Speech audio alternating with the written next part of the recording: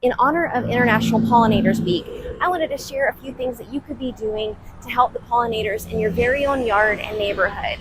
So come on with me and let's learn together. What exactly is a pollinator? Well, birds, butterflies, bats, flies, beetles, wasps, small mammals, and last but definitely not least, bees are all pollinators. By visiting flowers to drink the nectar and collect the pollen, they help the pollen grains to travel from spot to spot. Without bees, we would be without almost 30% of the world's food supply. So it's very important that we do whatever we can, no matter how small it feels, to set them up for success and a healthy life. First and foremost, you want to plant plenty of things that are known to help pollinators, things such as, just to name a few, anise hyssop, milkweed, zinnias, sunflowers, yarrow, bee balm, lavender, salvia, borage, cosmos, coneflowers, and marigolds. These are all fairly easy to grow depending on your grow zone. Or you could create a little bee bath that would be a water source for the pollinators. All you need to create your own little pollinator bathing station is some kind of small, shallow dish.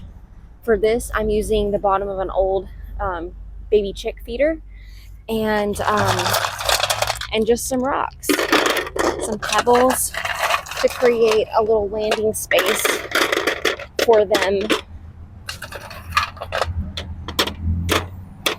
to sit and be able to sip. So I'm just going to strategically place these around.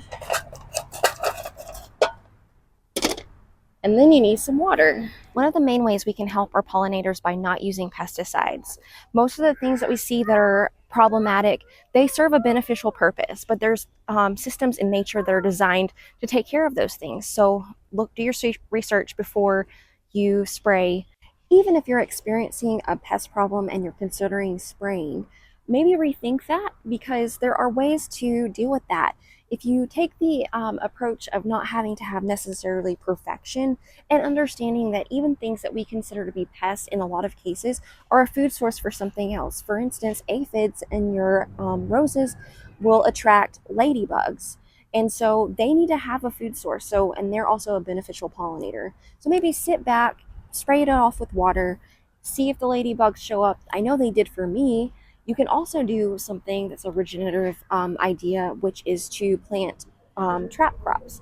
Things like borage with your tomatoes or nasturtium with pretty much anything in your garden, marigolds.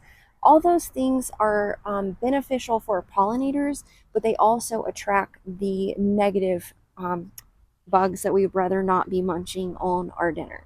So think about those.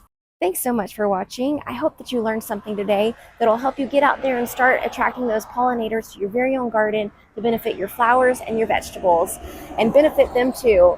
If you enjoyed today's video, please consider giving it a like and a subscribe. You guys have a wonderful day.